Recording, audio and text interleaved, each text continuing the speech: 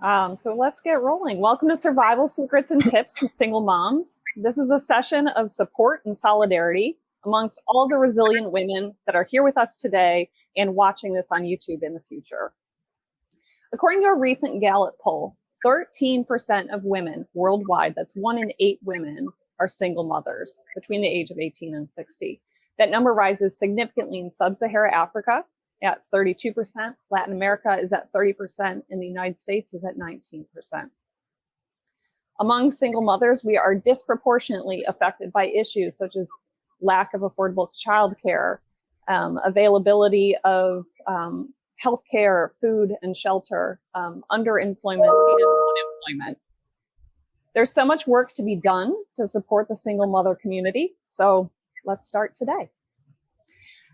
Why don't we start? We have a very diverse panel of successful single mothers that are here with us today that are very excited to share their honest experiences and their success strategies for navigating life as a single parent. Panelists, I'd like you to take no more than 60 seconds to introduce your name, what region you're from, a little bit more about yourself. And if you happen to go a little bit over on time, I will start loudly sipping my coffee just to let you know that your time is up. Yael, if you would like to begin. Sure. Hello, lovely ladies. So my name is Yael Geffen. I'm a mom to a 7-year-old boy. And I became a single mom when he was very little, 9 months. Me and my ex-husband split, but he's a wonderful co-parent. And we really do have the best interests of our child. I'm also a professional speaker and a CEO of a big luxury brand in South Africa, Sotheby's International Realty. And I'm also a coach, a feminine power coach and a business strategy coach. And I love being a mom, and it's my most passionate topic to talk about. So I'm really grateful to be here. Great. Thank you for joining us. Yvette, would you like to go next? Hello, how are you all? I am Yvette Bowden, the founder and author of Awakened Woman. I'm also a writer for Be Latina News. I am a single mom of a now 18-year-old. I was divorced when she was about 5, so it's been a long but really rewarding process for myself. My ex-husband and I successfully have been able to co-parent, and that took some practice and trials and errors, but we're here, and she's 18 and leaving to college in a few months. I'm from thank you. I'm from New York City, and we're just grinding away. Wonderful. Thank you so much, Yvette. And Patrice. Hello, ladies, and everyone out in the audience. My name is Patrice Strong Register, and I'm a single mom. I was divorced when the boys were, I think, like 8 and 9, and I had a 15-year-old as well. So I'm a serial entrepreneur. My current project is around caregiving for my mom. She's 93 years old, an awesome lady, and so that has been my journey here recently. My kids, I'm also a grandmother. I'm a grandmother of 3, 2 grandsons and a granddaughter. And it's really been a journey being a single mom and now taking care of my mom. So I'm excited to be on this panel because I think I have a lot of tips to share. You all look so young, so, young mothers. My kids are like in their 20s and 30s. So thank you. Great. Thank you so much for joining us, Patrice. And I'm Jill Brugal. I'm based out of Tampa, Florida. Let's see. I'm the owner of Jill Inc. It's a creative writing service for passionate entrepreneurs. I'm also a mother to 2 wild and wacky homeschooling children. I think we're getting a little bit of feedback, so if you wouldn't mind muting your microphones for just a moment, and then we can come back to the conversation. Perfect. Thank you. I'm also a former CPA, a black belt martial artist, a craft beer bar owner, and proud lesbian and LGBTQ advocate. And I'm writing my first memoir, which should be coming out in 2022. And people can find me at Jill Writes Words on Instagram. All right, let's dive into our panel. So there are a lot of emotions around being a single mother, both in the positive and negative, but there are some very strong emotions that could come up. And I was wondering, panelists, if you could discuss what are some of the feelings or emotions that you found yourself dealing with through your journey as a single mother. If I can take that, I'm sure each of us has a different experience. Like I said, it has been rewarding, but there have been also moments of feeling lonely and sort of isolated. And, as women, we are so accustomed to being nurturers and caretakers and sort of doing it all. And that does take a toll emotionally and physically. So for me, it's been a little bit of both, but there are definitely moments of sort of somewhat isolation. I don't know if you ladies can relate.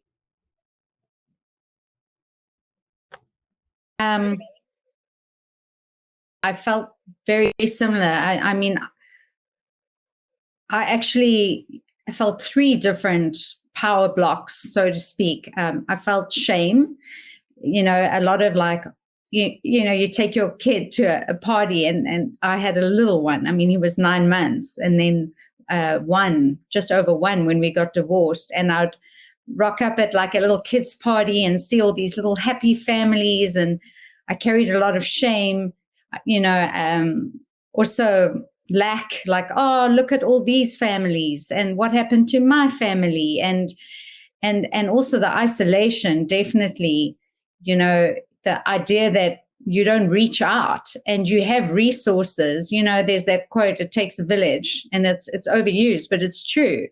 And then when you're a single mom with a little one, you don't really reach out because I think you're a little bit embarrassed, or you've got this idea that you're a superwoman and you can do it all. Well, you're not. We're mere mortals. We really are. But yeah, isolation, shame, and lack. Those were the very hard feelings that I dealt with. I felt the shame and kind of like the stigma because in my family there were a lot of divorces, single moms. My mom was a single mom. Now, just bad relationships. And, even though I worked hard trying to say I'm going to have a good relationship. And after 20 years, we finally realized, oh, okay, this is not working. So it was a bit of shame that I felt. I felt like, I don't know, I felt like I was a loser or a bad partner or something, just feeling all these emotions that I really couldn't understand why I was feeling, because I know in part of my mind, I was saying to myself, I've done everything I could to make this relationship work, and being the best mother that I can be. But then I still felt less than. So yeah, it's like a lot of emotions that you go through. I kind of equate divorce to a slow death.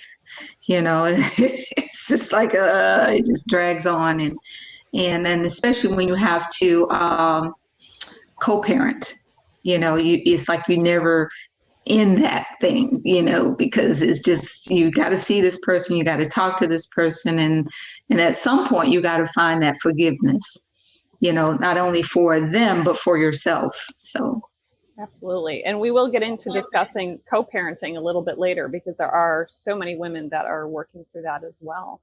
What I love is that each of you has very different stories, but I think there is a commonality in the emotions that are felt. I'm curious if you're still feeling those emotions today as a single mother, and if not, if you've been able to work past them or if they've lessened. What did you do that helped get you past those feelings of shame or lack or isolation? I think for myself, I had to sort of take off the armor and ask for help. There's no shame in asking for help. As Jael said, it takes a village. We need to help each other, and that can mean within the school, the community of the schools that you just sort of connecting with other moms that are maybe going through the same thing. It's family, friends. It's just a combination. I don't think you can define a tribe because help can come from different sources.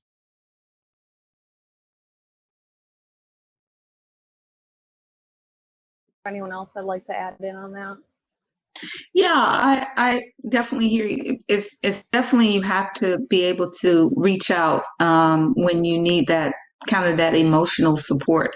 It's so important for me. I have older children now, so I had to forgive myself and forgive the other party before I could actually move into really feeling like I'm okay being a single mom, learning to do everything yourself now, and even breaking away financially from that person, it was like everything was connected, because once you become married, everything is joint, and then you having to now, create a budget separate from this person, and knowing, just a lot of different things that you kind of work through. And so, yeah, but now I'm comfortable. I'm good. I am so good being by myself. Like, when I go in a restaurant, yes, it's for one. Thank you. So, yeah, totally good now. I resonate with that, Patrice, because I think for me, I have more self-love and self-care than I've probably had ever. And I think single mom has been amazing training for getting there, because at first you overcompensate and you want to be everything. And you just, you're so worried. You want to give this child everything. And then, you learn that you lose a bit of yourself, and what happened to your self-care. And the greatest myth of being a single mom, and I'm sure you guys will, concur with me, is when when your friends or family or people you've just met say, oh, you're so lucky when, at least you get a break from your child when they go to the other parent. And I'm like, a break? I'm like catching up on sleep. I'm like a wreck afterwards. Like, people think you're suntanning on an island with a pina colada and like watching, and I use that time to like recuperate and rest and catch up on the things that I haven't done, So there's just so many myths. But for me, I think also self-expression, it's really taught me that, both to my child. I have a fiance, and I say to him, listen, I just need an hour of mommy time, please. Go be with him, go play with him. And it's certainly made me, I think, a lot more vocal about what I really want and what I need, and self-care. It's like a brutal training ground for self-care. I don't know how you guys feel. That's true. It's like the unwanted training that you never expected to go through. But yes, this is so true. I agree with everything you said. And when that parent, I'm sorry, I was going to add to what Yael said, was, when you do the co-parenting thing, you send them to. First, I had a guilt trip about sending him to his dad, and I was like, I don't know if he'll take as good of care as I am taking care of you. And I was nervous because he was a military guy. And at that time, he remarried. And so I was like, I don't know if I want to send y'all there this summer. And, I just went through a mix of emotions about even allowing my kids to go. But then once I did, it was like catching up on rest and, and trying to, figure out, okay, now I don't have to jump up and make breakfast if I don't want to, and start thinking of those kind of things when you release them to the other parent. So. Absolutely. So along the lines of emotions and different emotions that we go through, I'm curious, when you're having a hard day, when you're having a bad day, when you're going through a difficult time, do you and did you allow your children or child to see those emotions, or did you try and shelter them from that? If I'll start. I just remember a story. When my daughter was around, I was taking her at school. Just the train ran late. I completely broke down. I mean, it was messy. It was ugly. And I remember writing at school like nothing happened. And as she realized that it was okay for her to see my human side, of course, this is, you know, children to see our vulnerable side, but we also have to balance because at the end of the day, they do depend on us emotionally. But as she's gotten older, I realized that she needs to see that vulnerable side. I'm human. Way, it's almost like allowing her to do the same with me. So I could at least, but it is important that we're humans. We're not perfect, no mom. But that's been my experience.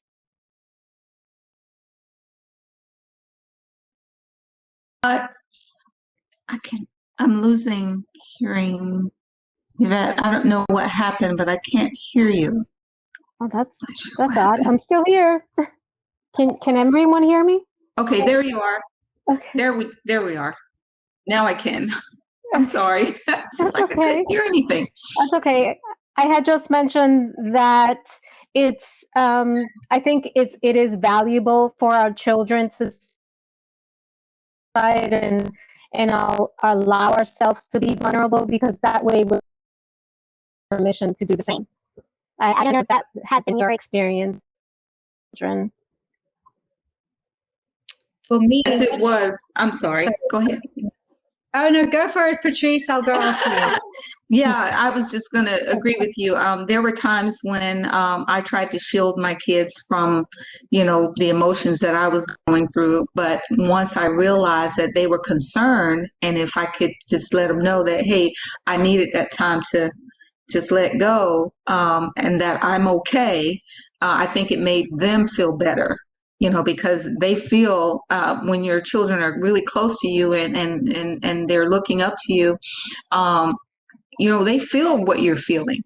And so, but if they can understand why you're going through that pain or hurt, then I think they are better equipped to deal with it, and so that's what there were times when I would try to shelter them from it, but a lot of times I just kind of let them know I'm having a moment, just bear with me and why I'm going through, I'm feeling sad or what have you. So, and I think that made our relationship better as well.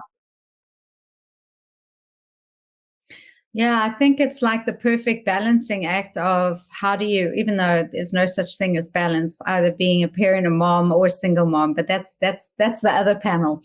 I think it's like, how much do you try and protect your kids and shelter them, and how much do you let them see of raw emotion? Initially, my little one was 9 months. So there's certain things that you can't quite translate.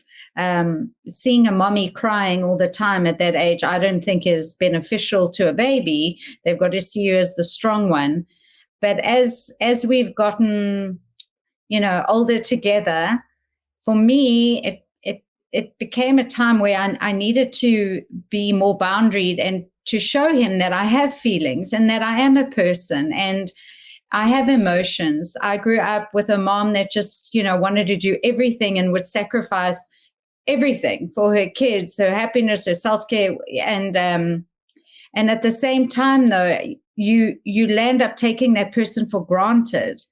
And it's so important to establish boundaries. And the more that I spoke up and I said, to my little one, listen, mommy's not feeling great either. And I liked to use this kind of phrase, team.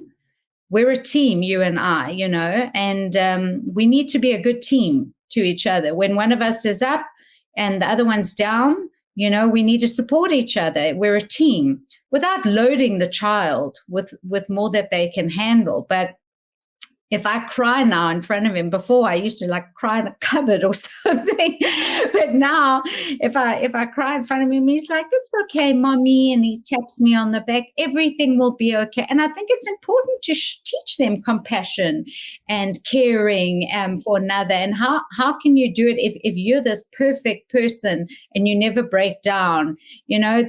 Then they also take you for granted. They must know that you have feelings. And we talk about our feelings a lot in colors, because when you was little, kids can't really articulate what they're feeling. So, we had this feelings color. And even these days, I say to him, "What color are you feeling?" "Blue and black and blah." And I've even started to say that. I say, "Mommy's feeling black today," because it's a common denominator that we can share and he gets. So yeah, it's striking that balance of not protecting too much, but not loading your own personal stuff and emotions on your kid where they feel they need to protect you. Yeah. Just to take a question from our audience that's along those lines. Little Mind Chats asked, would you think that single moms bring up emotionally stronger kids? Love to know your thoughts on it. I think so.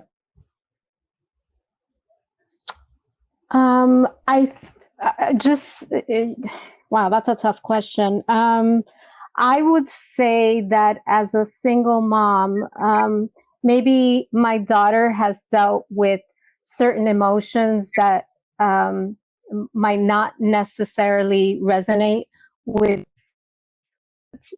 both parents. As far as stronger children, I think so, to a degree.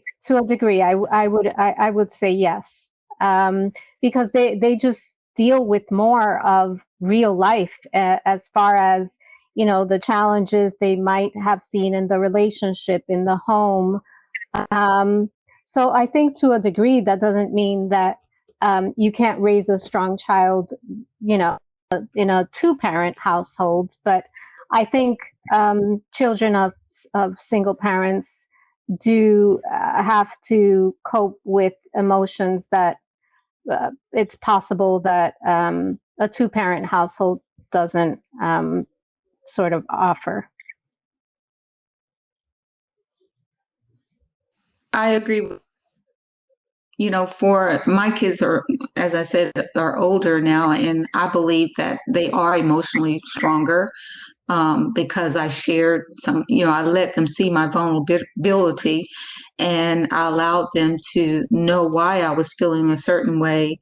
And I love the color wheel. Yeah, I think that's really cool to bring out the color scheme, because it does kind of puts them on your, you get on their level of understanding of, how the emotion is being displayed. So, but my kids, they tell me all the time, "Mom, you're a strong woman." I say, "Thank you." So I think that makes them feel like they can be still vulnerable, but also strong as well, so that's always important.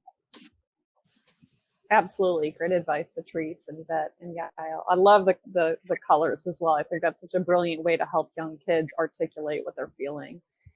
Along those lines, they choose their own colors. They get to choose their own colors. Like what I loved about what he did is colors like that, like yellow. I would have normally thought yellow is like a happy color, but for him, it was a confused color, whereas green is happy. So it's important to let them choose the colors, and then you've got to remember their colors. Get a definition chart going. Just to kind of wrap up this section of the discussion, and I wish I knew who I could attribute the quote to, but I had heard that happiness all the time is not the goal. The goal is to live the full human experience. And so I think as single mothers, allowing our children to see the range of emotions and then to see the resilience and how you handle those different emotions. And it's okay to feel sad. It's okay to feel confused. is absolutely wonderful. So congratulations to all of you on giving your children the full human experience. Let's go on. Yael, you had kind of mentioned this a bit before. Let's talk about that ever elusive balance between work and life and parenting and relationships and everything else. We'd like to start talking about how you balance or not. I think the emotion is even loaded more for any single parent because, you know that there isn't. I mean, I'm lucky now that I said I have a fiance and he really cares for my child. But before I had him, if you're at work, you're feeling guilty that you should be at home. If you're at home and playing, you're feeling guilty. I should be doing more work. And there was this constant guilt of I should be. And I took on the CEO position when my little one was 4 of a national company, and I had to do a lot of work trips. And at that point, I had to get an au pair. And I found like the au pair was getting the best of my child. And, she got to see his first swimming stroke. And man, it pissed me off. Not that she pissed me off. She was amazing. And I'm so thankful. And I still consider her part of the family. And we talk all the time. But it got to the point where I was like, no, I don't want to miss these firsts. And I am so glad that as a result of COVID, the world has seen that we can work remote, that I can be sending my child, picking him up from school, taking him to gymnastics, being in gymnastics and, being able to work on my phone or from home. And I think that's going to make us better parents and better workers because that to me is balance. Separating work from children is not balance. And the online schooling, even though some days it became daytime drinking for me, and I'm sure Yvette and Patrice might agree, as do you, Jill. Daytime drinking started a lot earlier with online schooling. But it was so hectic. But at the same time, you got to get, create your own little schedules and see into each other's worlds of school and your work world and understand each other more. I don't think there's such a thing as balance. I think that it's about expressing again and having courageous conversations with your kid and having courageous conversations with yourself. Like for me, it wasn't good enough that I had an au pair. No, I'm going to, it's harder, pick him up, take him there, but I'm going to feel more present doing that. And then when I do work, I'm more present in my working space rather than feeling the guilt.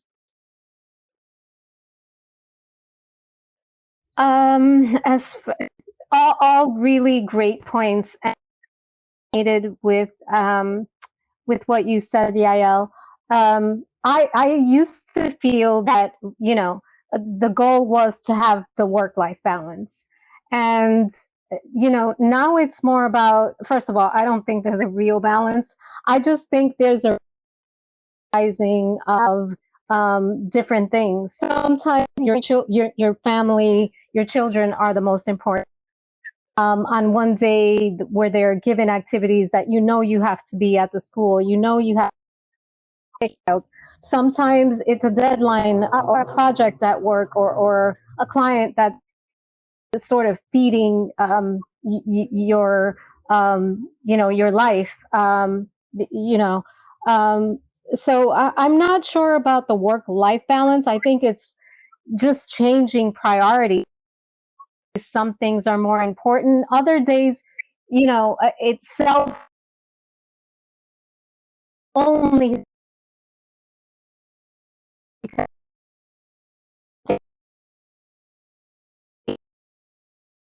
totally take care of anyone that way. Parties comes in when you make sure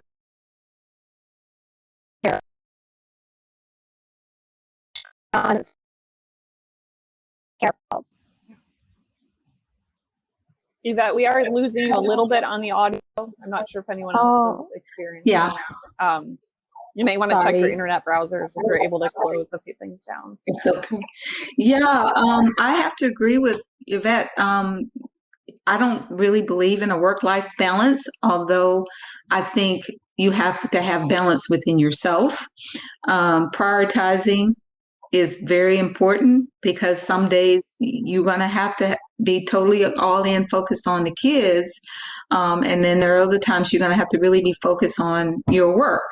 And so for me, as the kids were growing up, I would, like, if I had, because I'm an entrepreneur, so that means I had to build my own paycheck, right? So I had to go to networking meetings. I would take my kids with me. I would let them see what mom does, every day, and the importance of what mom is doing. And I would introduce them to other fellow entrepreneurs. And my youngest son was quite interesting. I took him one time with me to a networking function. And I looked over and he had several adults around and he was just talking and just carrying the whole conversation. I was like, and then later they came, your son is so smart. Man, he has some great ideas. As a kid, I think he was like 8 years old, so now they get to see me at work and what I do. And when I'm working from home, I would put a sign on my door, do not disturb.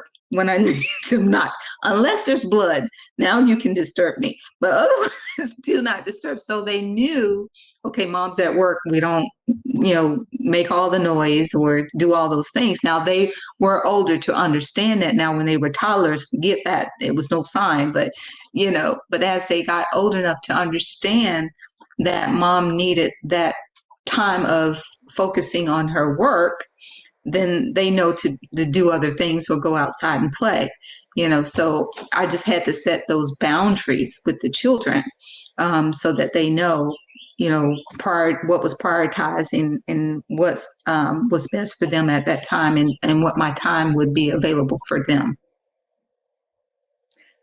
I just want to add, like, Patrice, you made me laugh because I started immersing my son in my work life also from a very young age and took him to the office a lot. So he knew everyone. And I mean, we're talking when he was very young. The one day he took his nappy off and made a poo in the training room,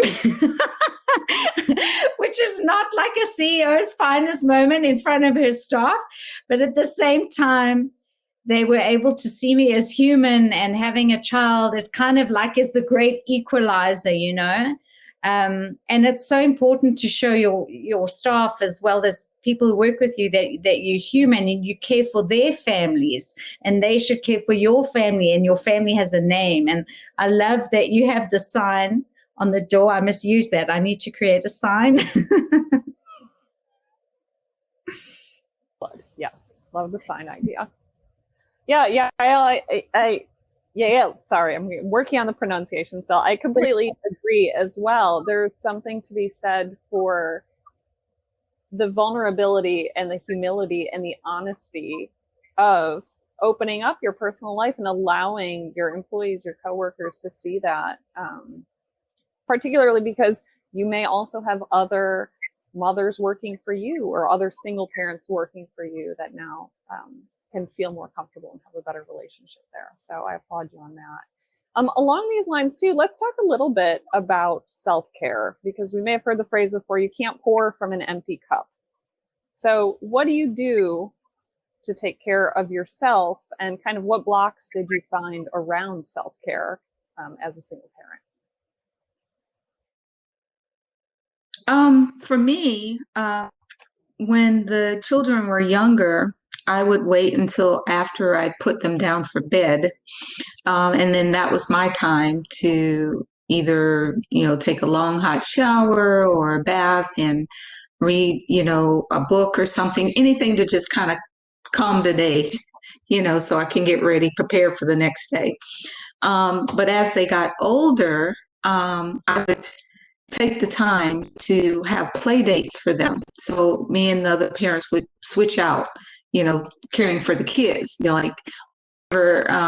I would set a play date with another mom, and I would take my children over to their over to her house, and then that will be my time to go do whatever I wanted to do, whether it's shopping or going to have a facial or something for me, something that's dealing with me. And then my church also had a program where they would have Friday night date nights. Now, I wasn't dating, but I took a part of that because my go to date night, Mom, go to date night. And what I found was they would have pizza for the kids. They had an indoor skating thing. They had games, all these things. You know, you just had to spend 1 hour in service. And after that, you can leave your kid till 11 o'clock at night, you know, and that was great. It was funny because my boys were always pushing me to go to date night. I'm like, I don't have a date. It's like, well, just, you know, so what I would do is I would drop them off and then I'd come back home and watch one of my favorite movies.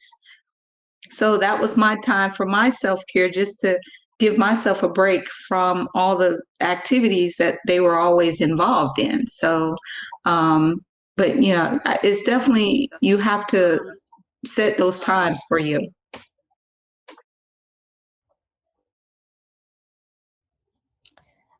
Definitely.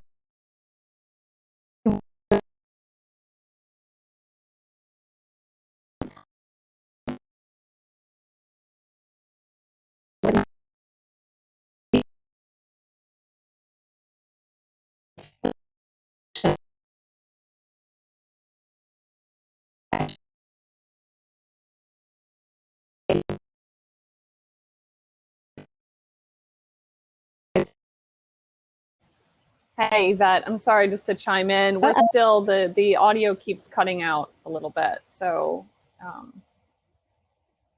I will check with our tech support team to see if we can get some help with that, or you may need to refresh your browser and hop back in on the panel, but it's cutting out about half of your audio. Yeah, that's what I was going to say. Maybe refresh and then come back in, because it's very distorted. Yeah, I'll let you back in. We really like you. You're great. Any other thoughts on self-care? I find like my self-care, I like to be quite religious about keeping to certain, I like to have a bit of a mastermind group, should I say, for self-care. So I have a reflexologist that I see once a month. I make sure I don't cancel. You know, whether it's you see a personal trainer or something like that, I don't. But I think for me, it's also been about separating our time. The mommy dates, Patrice, like places that offer moms with their friends and then play for my son. Amazing. We have a lot of those in South Africa, and at some of them there's even childminders that look after them, and you get to unwind. But I think the fault that I created was that I'm really good at playing with my little one because I'm like a little child. So even when we used to go to these places, he would say, "Oh, Mom, come," and then I'd be with him on the trampoline, and then it's like futile because I'm supposed to have time. So saying the word no for me has led to a lot of self-care. Mommy, you come on the trampoline. No, Mommy's here. You go play. And the word no for me was a huge learning in terms of self-care.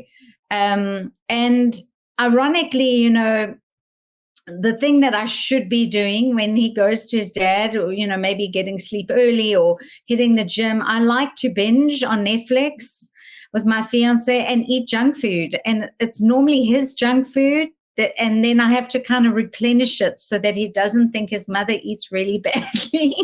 And that is also a self-care evening, you know. You wouldn't think that eating junk food and binging on Netflix, but I think from week to week it changes. But for me, saying no, the mommy and child play dates, I think are awesome. And Patrice mentioned, you know, initially I felt too embarrassed or carried the shame of saying, can my son come to your house after school? I've got something so important. And then I can pick him up later, like a friend's mom of his or a friend's dad. And then I would reciprocate in turn. And it was wonderful because then we had that dialogue of, listen, I've got something so important. Can this happen? And it created that space for also you to have that self-care. But for me, it was creating self-care away from home, away from my son is so important, that alone time. Because when you're there, you're still kind of with them, even if you're in another room. And then they want to say, hey, and you want to say, hey. For me, it's important to get out of the house and do that. Very fortunate that, my church offered that, because like I said, I would drop the kids off, then I would just go back home and watch a movie and binge on Netflix, for a few hours, and and just having that downtime so you don't have mom, all the time. So, and so it's important that you have that time away and learn to say no to them when they want you to be involved in their activity. Because I'm the same way. I played a lot with my kids. We go hiking, we go, I tried the skateboard thing. That didn't work. So, but, being involved in them with them, it also gives them a sense of, I was always concerned about abandonment issues. And we may touch on that, Jill, I don't know. But like I grew up without I grew up both without my mom. My mom worked a job where she had to work on site. So I was pretty much raised by my grandmother. And my dad chose not to be in my life. And so I feel like as I got older, I realized I had some abandonment issues, and I was determined not to have my kids feel that, even though their dad was in the military and he was gone a lot on missions, I still made, he would always write letters, and then, whenever he could call, he could call. So they still know he was involved in their lives, but I try to make up for that and keep it so that they didn't feel like they were not wanted or, didn't want to be bothered with or something like that, because they're very vulnerable when they're younger, and even in their teenage years. That, I had all boys, but I know even some of my nieces, they're struggling because they felt like there was a bother to someone, and that's not what they are. So I think those are great points, Patrice. And it is such an emotionally sensitive topic. Along those lines too, a lot of it is setting boundaries and knowing where to set a proper boundary so that you can take care of yourself, but then also being present there for your child when you're with them so that they're feeling that time and that connection with you. Let's see. We talked a little bit about the importance of having a support network around you, and I'm hoping Yvette's able to hop back on for this one, because I know she had some thoughts specifically around it too. How did you build your support network, or were you able to find those people, either friends or family members or other resources in your community to help you out when times got tough or when you had to lighten your workload?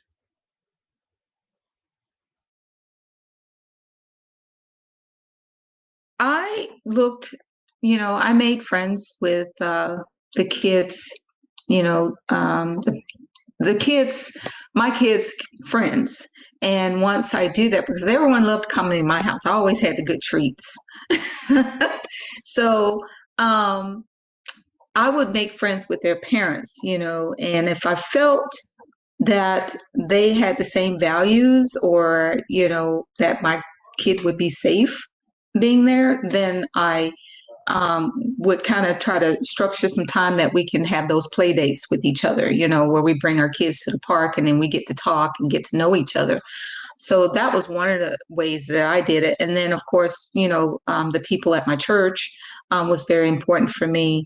My family, I lived quite a bit of a distance from my family. However, I did have a cousin who would always come and hang out at my house for a few months, which was helpful because, he would help me a lot with the boys and stuff, and my brother would come and visit. And so I had several members that would come and visit with me at specific times. And so I could rely on that. But the network, I would say, is just really getting to know your kids' friends and how they are and how they are at your home too, because that's also is an indication of what their home life is like, if there's any boundaries set for the kids. Because I had just to give you an example, I had one of my kids' friends, the little boy, he never wanted to go home.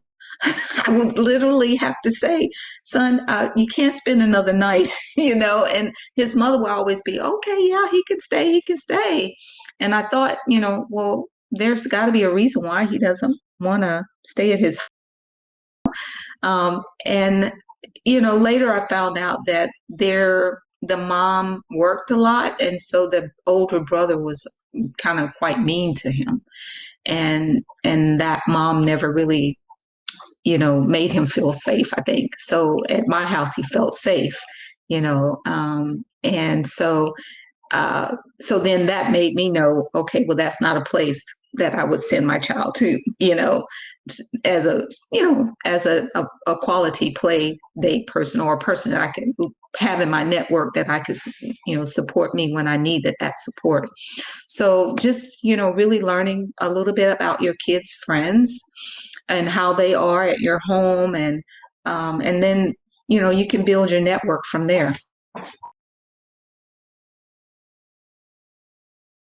Advice. Anyone else like to chime in on how you built your support system around you?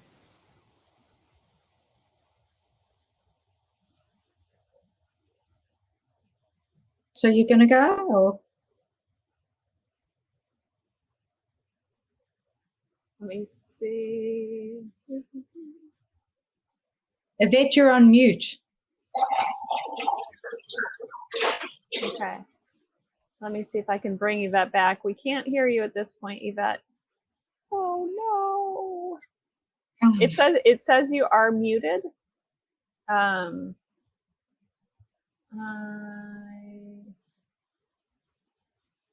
Yes. While she's getting unmuted, I'll add to that. I felt shame, and I carried so much shame when my little one was so young. I should have a T-shirt.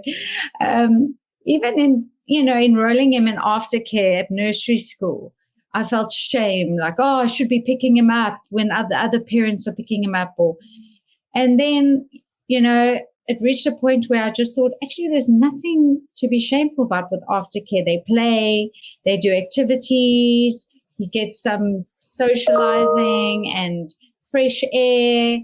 And then I found that really helpful. And then when I picked him up, he had been running and exercising. I think for me, it was just so important to always be present when I'm with him, because I see so often mothers and fathers that are doing everything with their kids, but they're never there. They're on their phones or their iPads or their computers. So, I mean, you may as well not be with your child.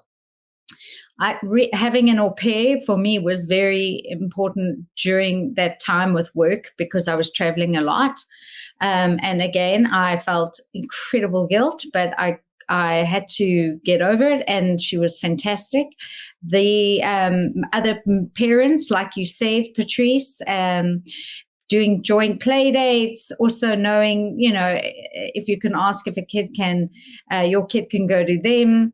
But yeah, and if you think about it these days, when I was young, I was in a lift scheme, like a lift club to get to school. You hardly find that these days, and I also feel the pressure. I should be fetching him and taking him. And then I remember, hold on a second, I was in a lift scheme. And after COVID, hopefully, when the world is once again more normal and, you can resume this type of activity, I actually would seriously engage in that because I think it's great.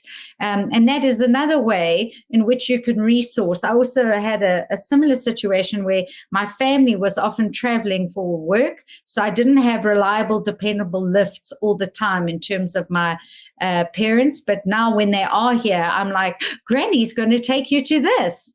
And grandpa's going to take you to this. And it's just about reaching out and saying, hey, I need help, and not being embarrassed or ashamed to reach out.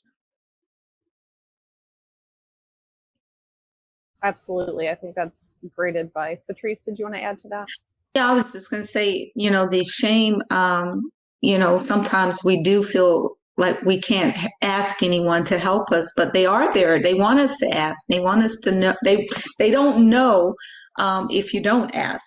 They think you've got it all figured out and all together. So what I had to learn was that, it does take a village to raise children. And I resort back to my childhood. The whole neighborhood was involved in your life, unfortunately.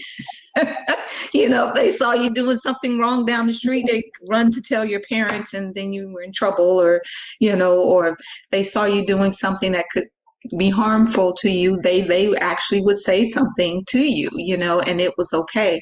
I mean, I know times have changed since I was a child, but I still have that same, as my children were growing up, I still had that same concept or mindset around that, is that if you see my kid doing something, don't them to continue because it could be harmful to them, or we have to work together to keep them out of trouble, because boys are very inquisitive. They're all over the place. And so I think like you said, having that I love the lift club that other people can be responsible for kind of helping you out with times you need, and so I had to let go of a lot of the shame too, but because I realized I couldn't do it all. I just couldn't. It was just I was starting to feel overwhelmed, and when you become overwhelmed, you do nothing. It's like nothing gets done, and so it's like, okay, I try to keep that at bay as best as possible. Yvette, let's hope we can hear you. Zoom life. What can I tell you? She's back. I don't know how long, unfortunately. I'm so sorry. For some reason, certain days are choppy with Zoom. Today is just my turn. So I'm really, really sorry. But I'm here. Yvette, I know this is a topic you wanted to speak to as far as building your network. So I'm going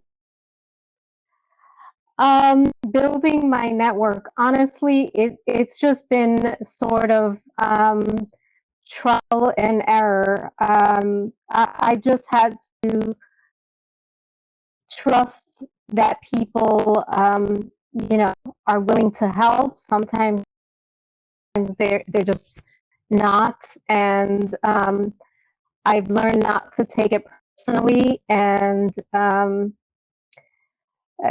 don't know. That's a work in progress for me. Now she's 18, so that changes the entire game. But I think it's really difficult to build a network, especially when you have family that lives, very far, or family that you're not close to. I think you have to be willing to open yourself up, and be vulnerable, and ask for help where you can. And I hope you have that. Yes, we're good. So we are very tight on time, but there's two topics I want to cover real quick, so you can feel free to speak to either of them. One is co-parenting and what you have found to be most successful with co-parenting your children. The other is any silver linings that you found that have come out of being a single mother, a positive that maybe you didn't expect from your experience. So whoever would like to start with that. I'll start. As far as myself, co-parenting, I had to make sure that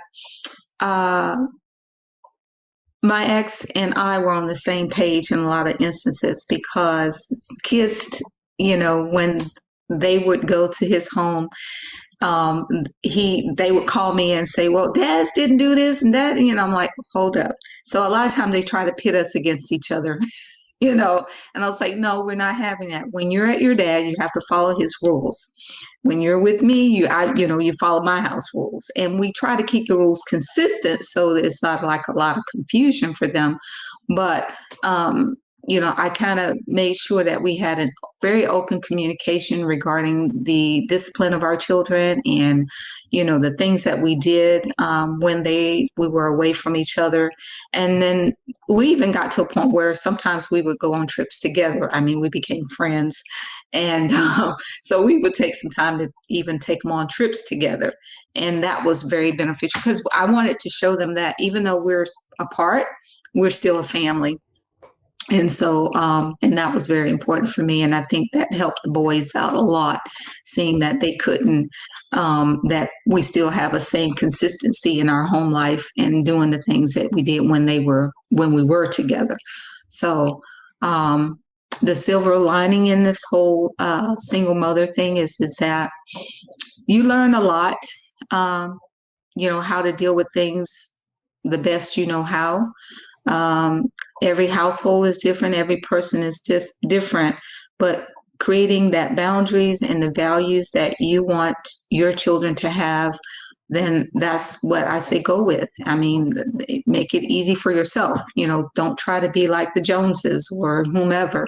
Just be what's best for you and your family. Reese, that? I would say, can you hear me?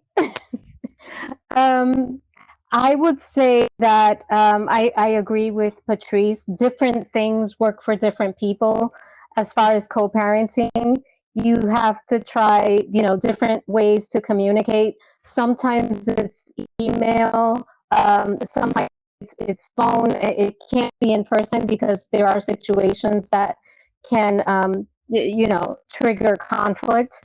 So I say do what's best for you and set your boundaries, maintain respect. And obviously this goes both ways, and have compassion. I think divorce is a really difficult, or separation of any kind is really difficult on the kids. And as long as you put them first and remember to shift your priority to the children, I think it makes it easier to remove our egos from the situation. And it takes time. It takes time, and it's all trial and error. You have to just try different things until, one day, it could take a year, 2 years, 3 years, until one day it just starts working slowly. As far as the silver lining, I would say that for me, being a single mom has absolutely made me so much stronger. I'm actually stronger than I thought I ever was. So that would be the silver lining for me, and just having with my daughter, I'm really blessed. So those are 2 silver linings. Silver linings we can get, right? Yeah. Gail. I think the one thing, well, I've learned many things about co-parenting, but even if there's a lot of conflict between you and you keep it all above board and you hide it from your kid, they know, they can pick it up, and they're very aware. So they're very smart. Even if you're civil and nice, they can pick it up. So I think, what's really worked well for me and my ex-husband is the idea that you've got to give a little to get as well. And, you've also got to be slightly uncomfortable at times. And that's kind of the best co-parent you can be. And the idea, Patrice, the whole blended family, it's interesting because recently we both went to the same place for holiday, And one would never have thought that, this day, hey, I'll come with you. And this day, hey, I'll come with me. And it was so lovely and so nice for my child and for all of us, and no one wants to be in a war zone, just being authentic also about your households. I will never be a certain way that he would be in my household, and having the rules, in dad's house, that's how it rolls there. In mom's house, this is how it rolls. Otherwise, you're very prescriptive to each other's parenting styles. The silver lining for me has been, it's more important for my kid to see me happy rather than in a relationship that's toxic and that's not working. And it also teaches them to be resilient and strong and independent, and to know that they must find relationships one day that they feel joy in and happiness and the best version of their self in. I'm definitely a lot stronger for being a single mom, and the idea of teamwork with him is fabulous. And I think it is a gift. It's been a real great gift for me, and so appreciative now that I'm getting to add, I want to have kids with my fiance and add to this family unit. It's going to be so different this time round. So I think I'll be far more appreciative.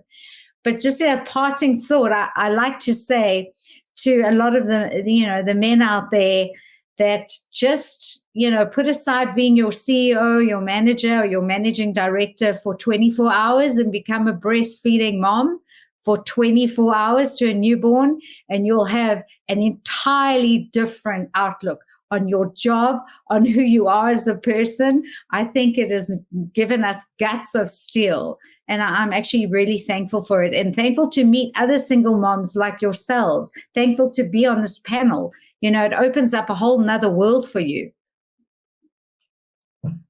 Absolutely. I am so grateful for you all today. I've got goosebumps right now from so many of the positives that you've shared, the beautiful example that we're setting for our children, for our children's children, and for others out there that are either starting their single parent journey or maybe are deep in it and having a hard time and need that silver lining, need to know that there's hope for the future. I just wanted to share a few thoughts from Ellie Sevenola, who is one of our panelists in Nigeria right now and unfortunately wasn't able to hop on the panel. She said that being a single mother has allowed her to be able to forge ahead with her career. And although that there's a strong stigma against single mothers, it's also made her a stronger individual. So we're glad that she was able to contribute to our conversation today. We are slightly beyond our hour mark, but there was so much good information here today. Panelists, any final quick closing thoughts before we wrap up? I would say don't be afraid to move forward, and having a family that looks different. And if that means you and your daughter or you and your son, there's tons of love there. So just don't be afraid for your family to look different. I agree with that. I mean, be yourself. Teach your children to be themselves, and stay out of that judgment zone. Yeah. For sure. I would add, try not to overcompensate for what you think they're missing out on. They're gaining a lot too. And I was guilty of that in the beginning. But yeah, be your authentic parenting self. Try not to overcompensate, because they're getting a lot from you now as well that they perhaps wouldn't have gotten otherwise. Absolutely. I'm going to close things out by sharing a quote from author Layla Delia, who said, "She remembered who she was and the game changed." So thank you so much for being here. Thank you for sharing yourselves and creating this supportive, loving community. Pleasure meeting all of you, and I hope to see you again in the future. Thank you so much, Jill. Thank you, Yael. Thank you. Let's stay connected. Bye. Absolutely. Yes. Bye. Bye-bye. Thank you. Bye.